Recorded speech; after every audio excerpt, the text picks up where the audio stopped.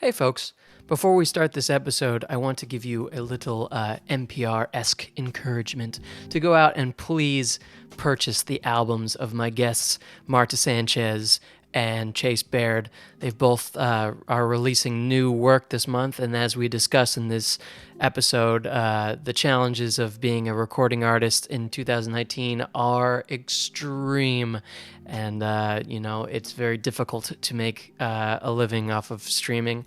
And these two people have poured their hearts and souls into these albums, and they're really incredible. And it's because of listeners like you that you can give an opportunity to real wonderful music being made. And if you're anything like me, when NPR comes on with that fundraising drive, you're like, oh, not this again. But let me tell you something. If you listen for a couple minutes, you start to feel pretty guilty about the fact that you haven't contributed.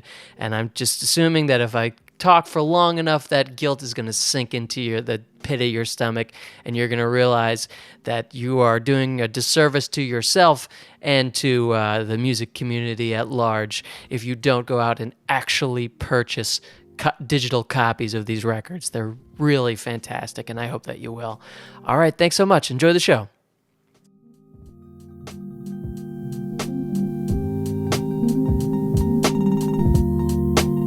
Hello, I'm Chase. Oh, Chase. Wow. Yes. How are you? How was a tour with Antonio Sanchez? Did I tour with Antonio Sanchez? Cool. All right. Welcome to Between the Gigs. Thank you for tuning in. I'm your host, Marty Eisenberg. Before we get started, I'm just going to do a little housekeeping here with some gigs I have coming up. You can catch the Like Minds Trio every Monday at the Sky Deck of Lifetime Athletic, featuring our singer, Sammy Stevens. Every Wednesday, you can see my group at the Tack Room, the new home of Chef Thomas Keller. Each week, we feature different musicians in this band. This week, we got Lisa Parrott on saxophone. Next week, we'll have Ray Gallen on piano. The following week, we'll have one of our guests, Marta Sanchez, will join us on piano. Every Sunday, you can catch me at the Harrison, which is in Floral Park, Queens. I'll be playing with Tom Guarna on guitar and Joel Maltea on drums. Next month, I start my third season subbing at Radio City Christmas Spectacular in the orchestra. It's a super fun job, and I'm looking forward to it. So if you got any questions for me about, what's that like, or what kind of underwear I wear while playing Radio City, I'll never tell. Send an email to info@betweenthegigs.com. And if you're also curious about my comedy project with Greg Marino, the Harry Billionaires, he's gonna be coming to New York next weekend, and we're gonna jump into the studio and work on recording some tracks for it. So keep an eye out for that. We will become Sherry and Terry Billionaire, and let the saga continue. Okay, so in this week's episode, I'd like to sit down with, or I liked to, and now I am sitting down with two prominent jazz musicians of my generation. I think we can still call it the younger generation of jazz musicians. At least they're navigating the world that the music scene currently exists, and both of them are really creating very interesting work and have been successful as recording artists and as band leaders. And I wanted to chat with them about their experience, navigating this new world of the music scene as it is today, and see some of their successes, maybe some of their failures, to provide some insight for the rest of us. So my first guest is Marta Sanchez. Hi, Marta. Hi.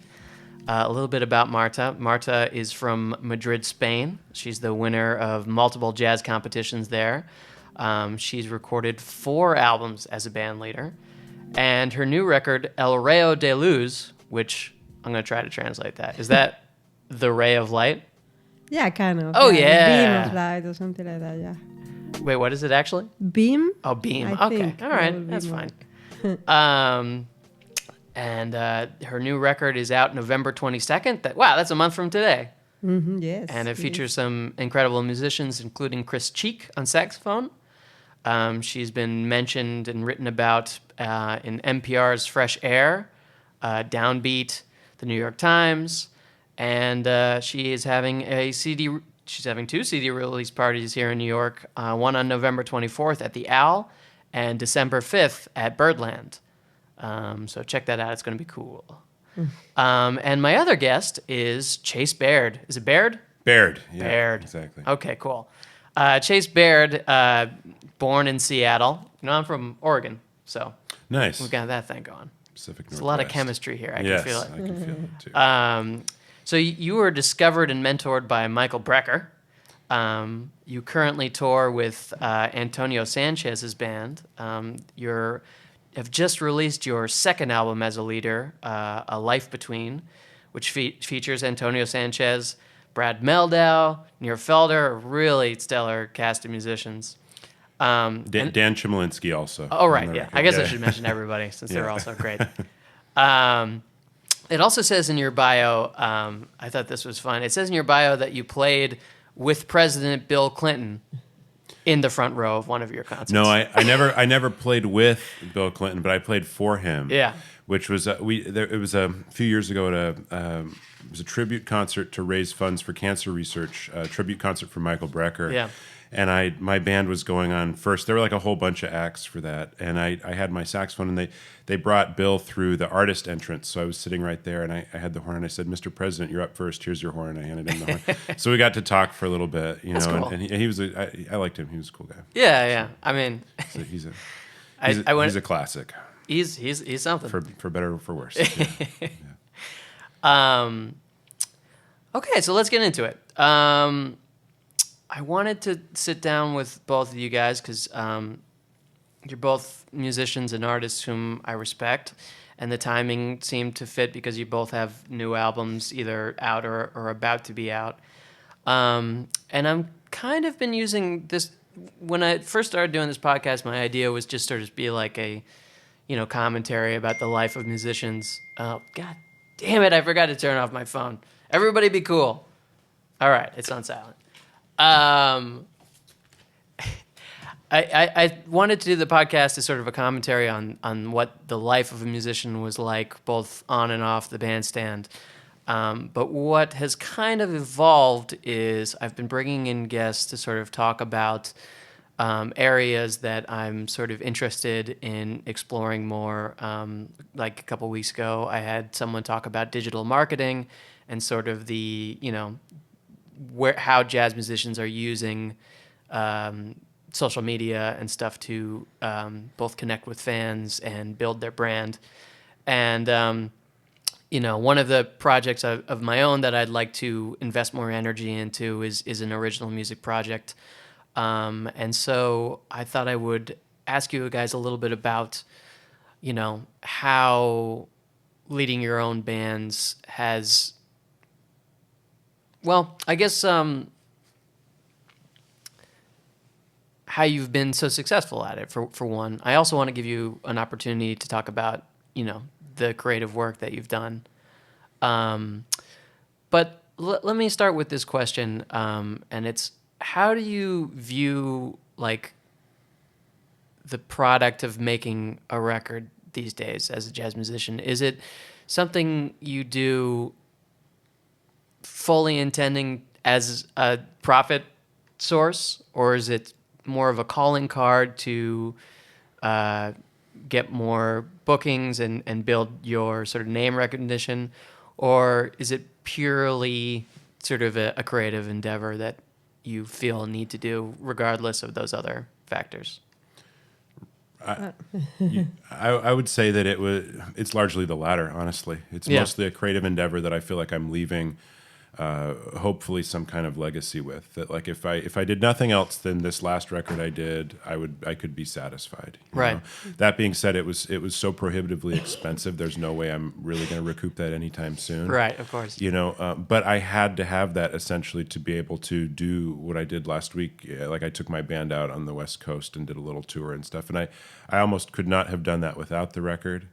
So it's just sort of a catch-22 in Right. some ways, Yeah. But, I mean, it seems like it is an essential part of, the ability to go out there and play your own music is to have a record and have it be produced at the highest level that you're, able to do. right.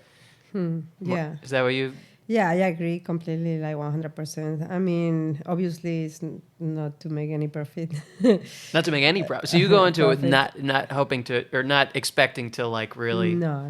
Do you I mean, guys- I probably like spend way less than Chase did, and also I got like help from my label, so Yeah. it wasn't that crazy expensive. But still, it's hard to get it back, and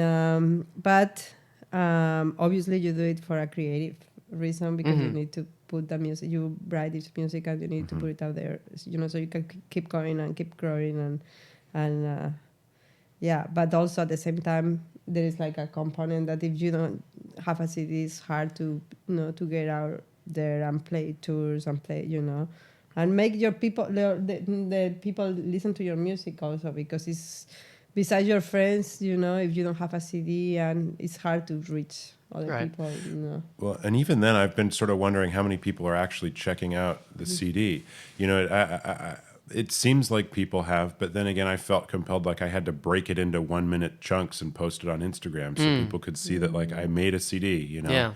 And yeah, I mean, it's a difficult time. I had a kind of an interesting experience like 2 weeks ago. I was talking to Eric Alexander. We were at the Monterey Jazz Festival together, and I told him I just put out this record and spent a lot of money on it. And he said when he was signed to what I think it was Milestone Records, he said he got a $20,000 signing bonus and a $30,000 budget per album, and that budget went up over time. And that we're talking like that was probably 20 years ago. Yeah. It's amazing how dramatically that shift has been since then. yeah And kind of sad, but at the same time, I think that we're kind of a generation of like artistic heroes in a way, in the sense that like there is a certain like forging ahead that you have to do in spite of the difficulties of it. Yeah, Yeah. that's a great I way mean, to look at I it. always think that we cannot change the technology or how the world, what the world is interested on, or whatever. We cannot like come back, to the CDs and to sell a lot of CDs, because that's not how people consume music nowadays. So we have to try to, I don't know, navigate the new world. Some people is like making profit using, digital, whatever. I don't know who did you bring last week, but some people is making money out of Instagram or whatever. Right. Yeah, Not some me, people are. but there are the people that is taking advantage of the new way Paradigm. of doing things, right? Absolutely. Yeah. Yeah, I mean, the way that, social media seems to work for musicians is that, this is sort of what I'm starting to see is, like the music that you create is only a part of the puzzle that is your sort of brand. Like there's this person I'm really fascinated with, and I plan to like maybe explore this a little bit more. But there's this guy named Simon Franzman, I think is his name, and he makes these YouTube videos where he like animates these characters, and they like sing like jazz with like robot voices. Like I'm sure we all remember the like robot videos that came course, around. But yeah. this, like, he sort of expanded into a universe. And they're so weird, and I have no idea what this guy's end game is, if like he's trying to just like create sort of a weird thing that people will find and then also find his music, or if he just is like some like jazz school burnout that like did this other thing that's Right. just really funny that we all kind of get. So, and then, there are other examples of people who build upon their career by having a, jazz education element to what they sell, like Of course. writing books and like, how to do the thing that we're doing, which is really interesting. Well, and I think that that's sort of social media specific, one of the things that I've noticed I'm in the fledgling stages of like building an Instagram following and all that. I have some friends that are further along, but it's very niche specific in the sense that most of the people following me are saxophone players. Yeah, that's I interesting. have a drummer who has about a 10 or 11,000 person following. It seems like most of the people following him are drummers, you know, so which I think it makes sense that the educational market is more suited for that because you are very directly tapping into those people. Yeah. You know, and I've also noticed that there seems to be a significant correlation in success between posts that I post about like me playing saxophone or one of the instruments I play versus something else. It's like it has to be very focused to get traction. You know, that you have to pander to that niche a little bit, I find. What's an example of you doing something else? Like even if I posted, for example, today I posted a video that I'd posted a while back, but I changed the frame on the video so that it showed me playing saxophone if you were to click on it. But the video is about Antonio Sanchez's band Migration, okay? And it's really about everybody. But I guarantee you if I had not posted the thing of me specifically holding a saxophone on the cover, it would not have got as much traction. That's really interesting. Yeah, because it's like if people are coming to my page, they sort of want to see that thing. If they're going to Antonio's page, they want to see him playing drums, et cetera, et cetera. It's a very, you're looking for a very specific thing. Yeah. You know, like I just followed some parkour people on Instagram. Like if I'm going to do that, I want to see people doing flips over buildings and stuff. You know what I mean? It's like it has to be fulfilling that really specific thing that you sign up for when you're saying, I'm going to follow this account. That's interesting. So it's harder to sort of be an eclectic sort of personality. I'm sure you certainly could if all your content was amazing. You know what I mean? But this has just been my experience so far. Yeah. Yeah. I don't have anything to. I'm not an expert on Instagram. Yeah. Well, so this is something that's sort of fascinating me, and you know, I think it sort of separates jazz musicians or like us from other people of our generation. Is like, you know, it takes a lot of energy for us to learn how to do all this like social media stuff, and for a lot of people it comes very natural. You know, we spend so much of our energy learning our instruments and practicing and stuff that like it can feel overwhelming to like try to like now learn how to do the digital thing. Don't you think it's the most diverse that it's ever been now too? In the sense that, you know, I got home from my tour, someone sent me stems from a concert, and I started mixing them. You know what I mean? And it's like, how many of us are like doing all like so many different things? Right. I feel like I'm kind of mentally bifurcated among all these different things. I feel the same way. Kind of can't focus. Like I feel like I need almost like a 4-month retreat where I just go shed Alan Holdsworth solos in a garage or something. You know what I mean? Like, because I feel so frenetic. Almost. Yeah, I feel that way too. Do you get that? Yeah, I do. I'm actually trying to delegate more things to other people. Yeah, that's what you gotta do. Let me ask you guys a question about your sort of creative process when working on a record. I wonder if you think about this, like, what is sort of the core of what you're trying to capture on record in a philosophical sense? You know, is there something? Is it about the improvisation? Is it about the storytelling? Is it about the composition? Is it about capturing a moment in your life? Something else? Reflecting society? Anything like that? In a record specifically? Yeah, like in a like, why make a record if you know you're going to lose money at it? Like, so what is the the philosophical reason to make this item, the product? In my case, I think what I have to offer is in the composition. I feel like you can hear some kind of personal. I don't think there is something that sounds exactly or super close to what I do. That's very true. I will say that. Yeah. And I think that's why, because I feel like it can be myself. It can offer something that is personal and it's not there. It's not there, before. So I can offer that. This is a great segue for us to play something from your record, which we're going to do right now. Okay.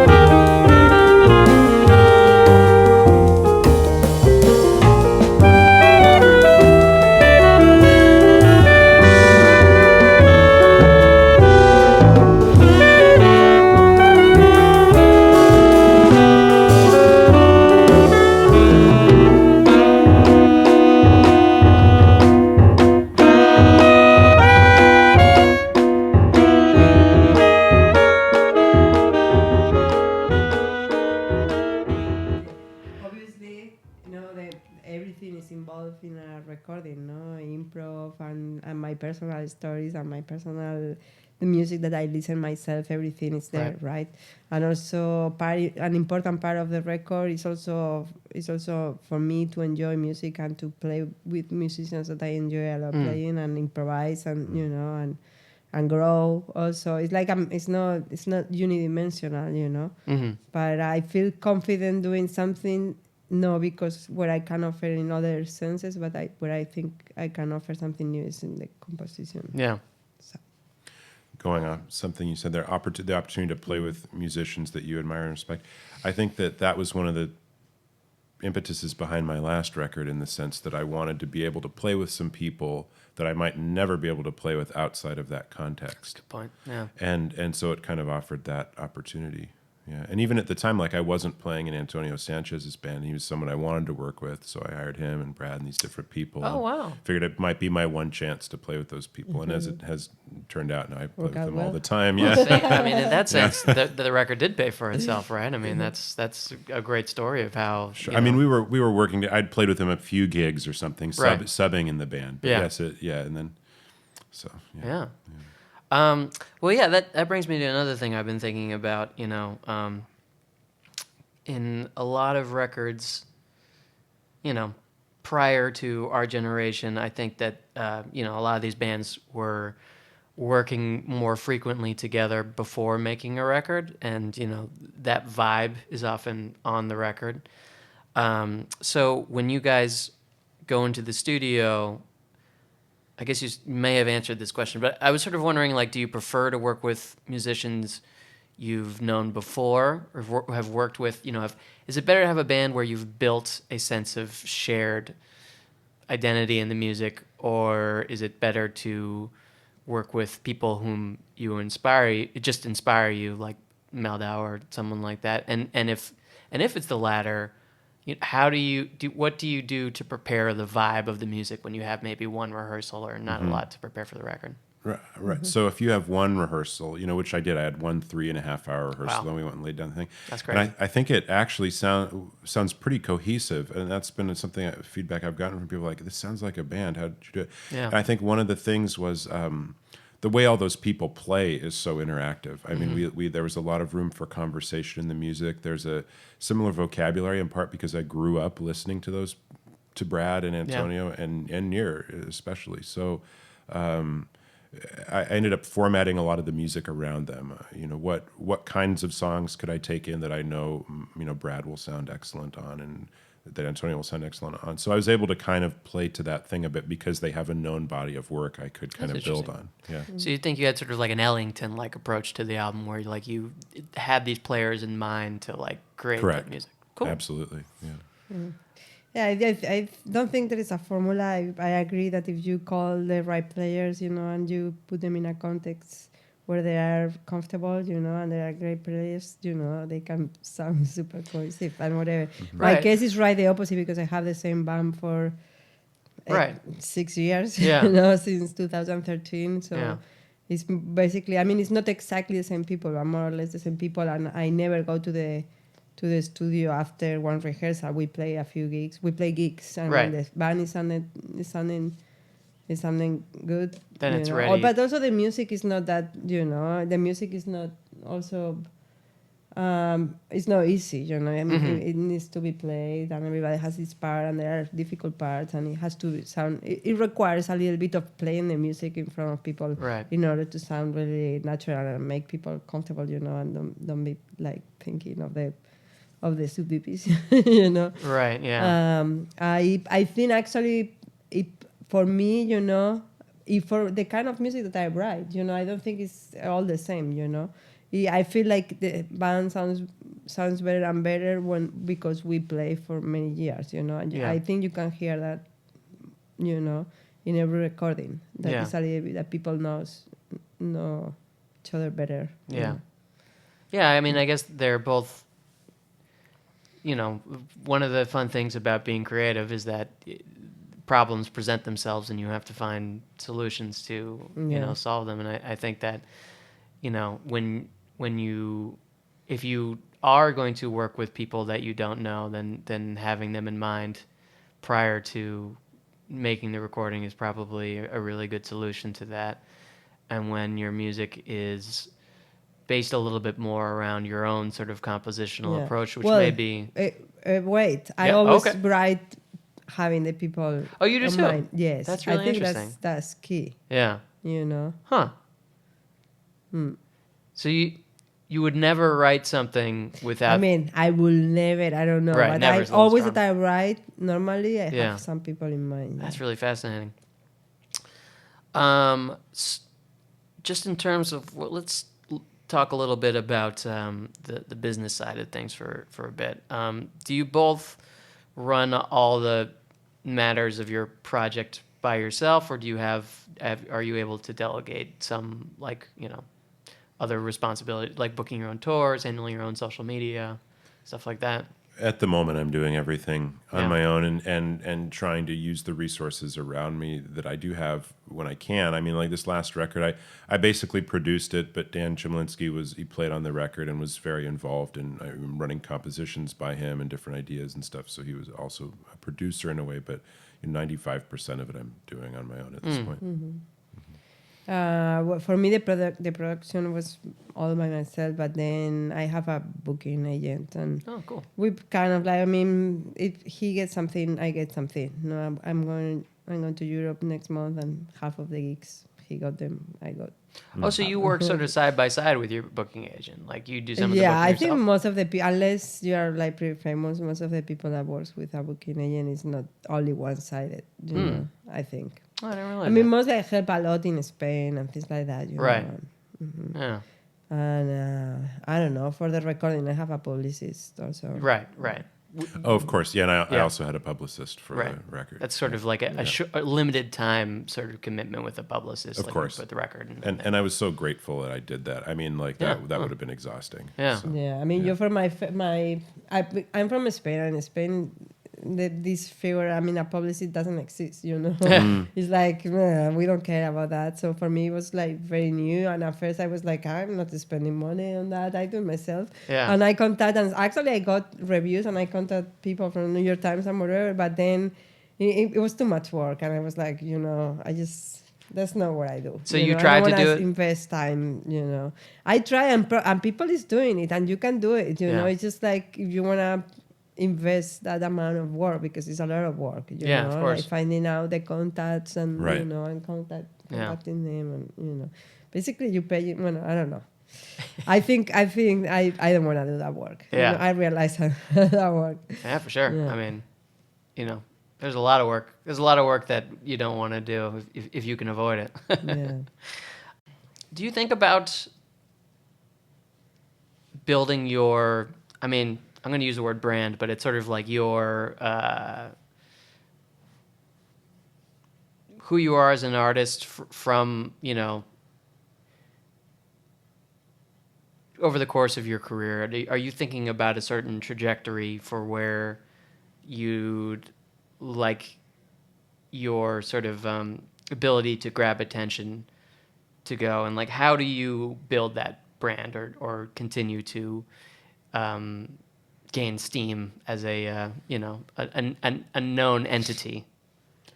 I mean, I feel like I'm just looking around in a dark room for the light switch. You know Right. what I mean? And it's Yeah. a little easier now. Yeah. I feel like I've got some traction, but it's just one foot ahead of the next. I mean, I know what I'm interested in doing in the next couple years, but it's really tough to have a grand end game. Yeah. I think. Yeah. Yeah, I don't think also. I just go step by step. To be honest, what I want is like be a little bit better in every sense. Grow as a musician is, I think, my main, Right. Yeah. focus on my band and everything. Like grow as a composer and as a piano player, and then step by step, getting a little bit better in everything, And then things get a little bit better step by step, slowly, Yeah. And that's it. Right. That's it. Cool. So I'm kind of curious to hear a little bit about the process of making, maybe your first record. I mean, for you, I guess it wasn't quite as long. For Chase, I'm pointing at him. You don't know that. For Chase, it probably wasn't, as big of a difference between your most current one because it was only a couple of years ago. So you sort of No, it was a long time. Oh, was it? My first, there was like an 8 or 9 year gap in between the first record and the current one. Right. Yeah. So tell me a little bit about like why you guys decided like that was the moment to make a record, and sort of how it felt different from, you know, the most recent one you've created with all the experience you've gained from that point. Oh, why the first one was the time? Yes.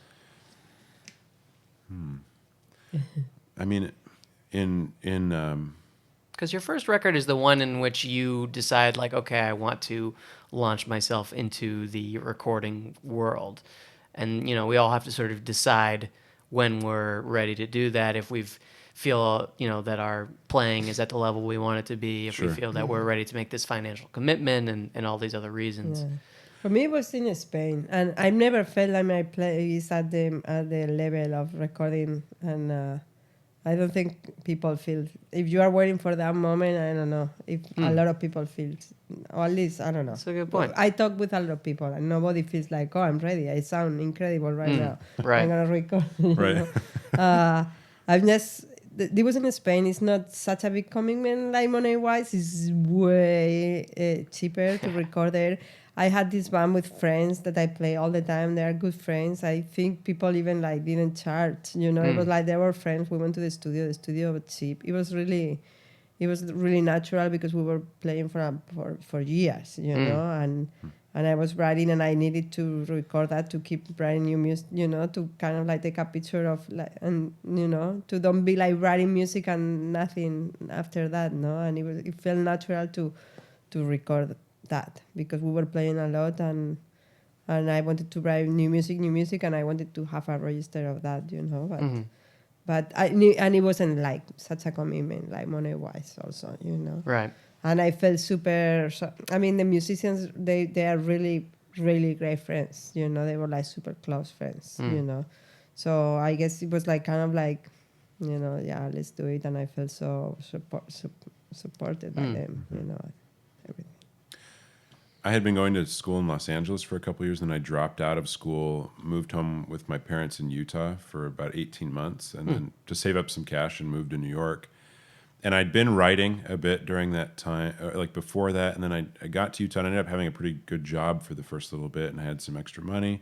And then my friend Julian Pollack had been making records, cool. and kind of inspired me in the sense of you need to do this if you want to get something going.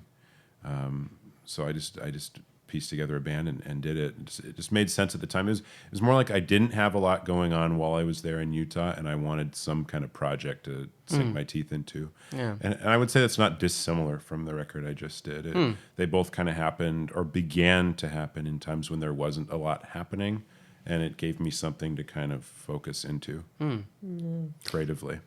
Yeah, I feel like it's good. I mean, for me, my mind is always good to try to make things happen, Yeah, you know, like do things. And also, if you decide you're going to record, you just like write better or focus on something, or try to play more, to make the band sounds good. And always like having, for me, works a lot like having deadlines and having goals. Like I'm going to do that.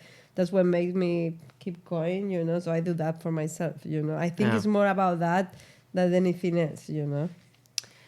Now that you both are recording artists with sort of a back catalog, do you feel pressure to like, I mean, the timing of this question is a little weird because you just are putting out new records, but do you feel like at a certain point, like, oh God, I need to do another record, like, or does it continue to happen at a time when you just feel like, you know, now is the right time to do this? No, absolutely. I feel more pressure than ever because now the ball's rolling and I kind of have to maintain the momentum that's happening. So, I'm trying to scheme ways to do that at this point and have it be a little more financially viable. Right. But, yeah, I don't know. I actually had a conversation once with Chris Davis, and she told me you should try to put out a record every 2 years or something. So that kept in my mind. And if there is pressure, it's because I put that pressure because I want to do it. And I mean, I don't feel pressure from outside because I don't. Right. Probably nobody gives a shit. You know? Yeah.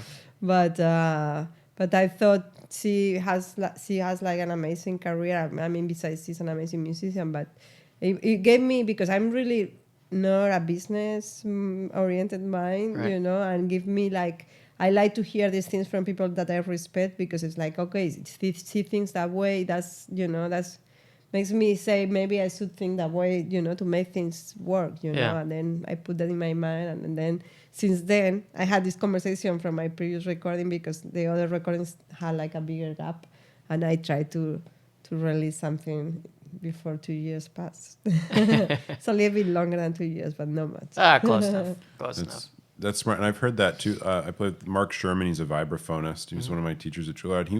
He said one record every year for 6 years or something. Oh, and then you wow. have like That's a lot. but I think there's some truth to that. It's like if you really hit it with that kind of aggressive presence, it will be noticed. And in a way, I think the name of the game has expanded now because of social media, in the sense that there's recording, there's a certain presence that happens on the scene when you do that, but there's also presence through all this ongoing onslaught of posting. And I think it's really just, you have to be as omnipresent in people's attention as possible. Like play as many gigs as you can, put out as many records as you can, post all the time. I mean, it's kind of gross in a way, but that's kind of what it is. It's just, you got to barrage people a little bit. And I think the you game also now. need like periods of of getting input, because you are all the time like Right.